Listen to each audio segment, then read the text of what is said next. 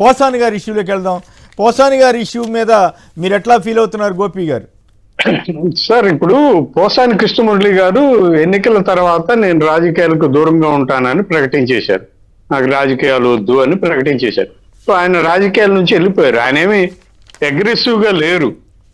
So అట్లా రాజకీయాల నుంచి వెళ్ళిపోయిన తర్వాత కూడా ఆయన మీద కేసులు పెట్టి ఎవరి మనోభావాలు దెబ్బతిన్నాయని ఇంకెవరో కేసు పెట్టడం, రాష్ట్రంలో 5-6 చోట్ల కేసులు పెట్టడం, చివరికి పోలీసులు అరెస్ట్ చేసి తీసుకొచ్చి జైల్లో పెట్టడం అనేది చాలా దుర్మార్గం. అంటే దారుణం.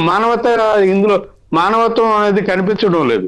రాజకీయాల నుంచి వెళ్ళిపోయిన వ్యక్తిని మళ్ళీ బలవంతమైన కేసుల రూపంలో పెట్టుకొని రాజకీయాల్లోకి లాక్కు రావాలి అనే ప్రయత్నం అయితే చాలా దారుణం.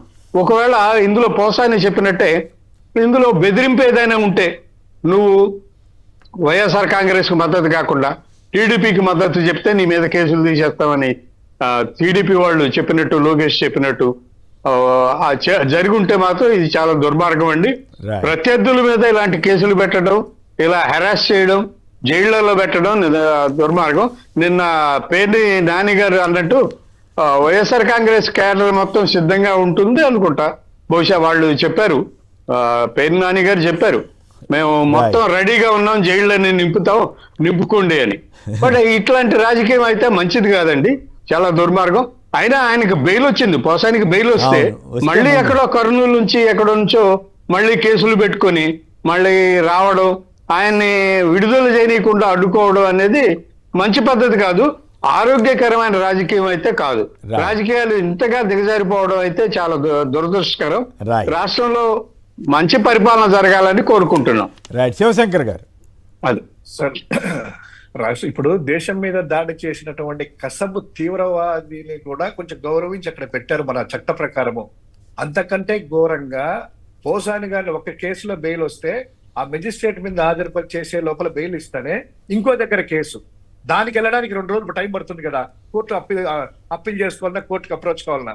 సో ఒక వ్యక్తిని, అది కూడాను పొలిటికల్ గా ఆయన వచ్చేసి ఇలా పార్టీ మీద చేసేటువంటి పరిస్థితి కాదు. ఒక రాజకీయ పార్టీ నాయకుడు కాదు ఆయన, ఒక సినిమా సంబంధించినటువంటి ఒక పార్టీకి మద్దతు తెలిపాడు. అప్పట్లో వాళ్ళు చేసినటువంటి ఏదో నంది అవార్డు ఎప్పుడో 2017లో వాళ్ళ ప్రభుత్వంలో చేసినటువంటి దానికి కూడా పెట్టి ఇంకో కేసు మనోభావాలని చెప్తున్నారు సార్.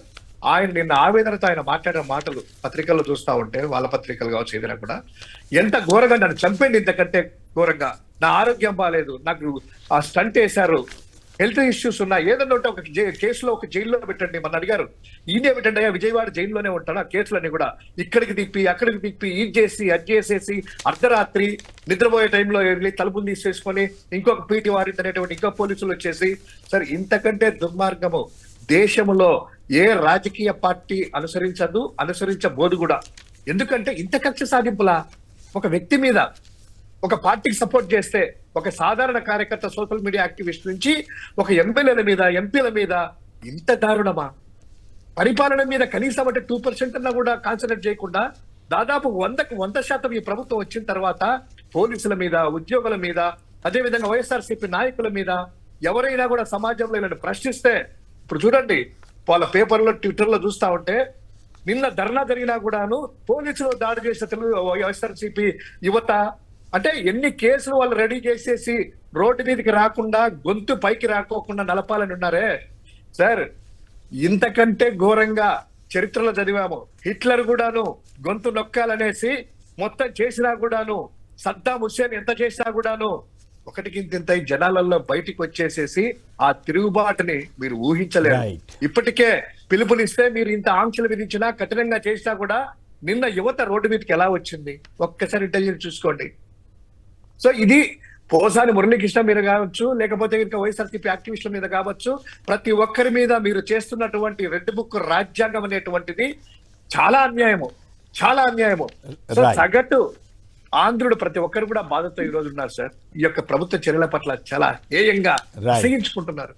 ఓకే, చూద్దాం మరి ఏం జరుగుతుందో.